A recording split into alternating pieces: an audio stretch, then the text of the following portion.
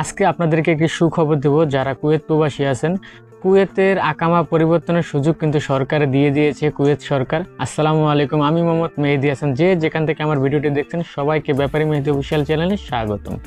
তো দর্শক, বিষয়টা হচ্ছে কি, আমরা কিন্তু অলরেডি সবাই জেনে গেছি, বিশেষ করে গতকালকে অফিসিয়ালি এই বিষয়টা অ্যানাউন্স করা হয়েছে যে আপনার কুয়েতে যারা যেই ভিসাতে আসেন, যদি ভিসার মেয়াদ শেষ হয়ে থাকে বা আকামা বলেন আর যাই বলেন, যে এটা যদি শেষ হয়ে থাকে তাহলে আপনি কিন্তু ভিসা পরিবর্তন করতে পারবেন।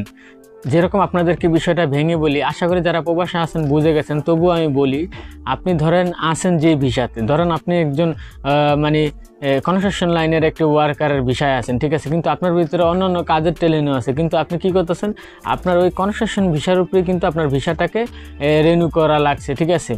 তো আপনার এখন কি করা যাচ্ছে, যে আপনি চাইলে যে কোনো ভিসাতে আপনি আপনার ভিসার মেয়াদ বা চুক্তি যদি শেষ হয়ে থাকে আগের কোম্পানির সাথে, তাহলে আপনি নতুন কোথাও আপনি কি করতে পারবেন, চুক্তি করতে পারবেন। বা নতুন কোথাও ধরেন আপনি রাজমিস্ত্রির কাম করতেছেন বর্তমানে, কিন্তু আপনি কারেন্টের কাজের উপর আপনার অভিজ্ঞতা আছে, আপনি একজন ইলেকট্রিশিয়ান বা আপনি একজন বাবুচি, ঠিক আছে, আপনার রান্না বান্নার উপর অভিজ্ঞতা আছে, আপনি কিন্তু এতদিন চাইলেও রেস্টুরেন্টের ভিসা আসতে পারেন নাই, ঠিক আছে, বা রেস্টুরেন্টের একটা কোম্পানিতে ভিসা লাগাতে পারেন নাই। তো এখন কি করতে পারবেন, যে আপনি ওখান থেকে যদি আপনার মেয়াদ চুক্তি শেষ হয়ে থাকে, তাহলে আপনি ওখান থেকে নতুন করে আপনি এই রেস্টুরেন্টে বলেন বা আপনি যে কোনো পেশার ভিতরে আপনি আপনার ভিসাটা লাগাতে পারবেন, ঠিক আছে।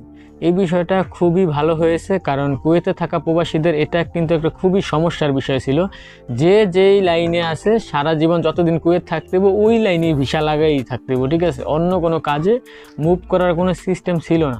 কিন্তু এখন কুয়েত সরকারি সিস্টেমটা করে দিছে, যা আমাদের বাংলাদেশি প্রবাসী ভাইরা কুয়েতে যারা আছেন তাদের জন্য এটি খুবই একটি আনন্দের ব্যাপার। তো এবার আপনারা আপনাদের মেধাকে কাজে লাগান, যার যে কাজের প্রতি অভিজ্ঞতা রয়েছে সেই কাজের প্রতি আপনার দক্ষতা দেখিয়ে আপনি আপনার ভিসাটি পরিবর্তন করে ফেলেন।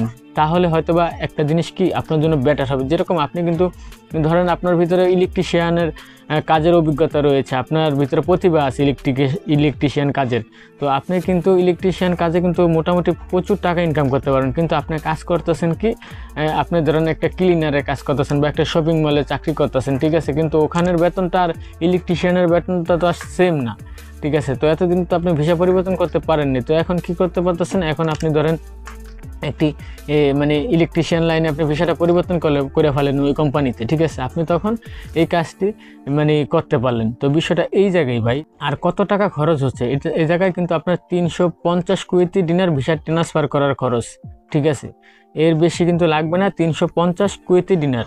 বিষয়টা আবারও বলে দিলাম, ঠিক আছে।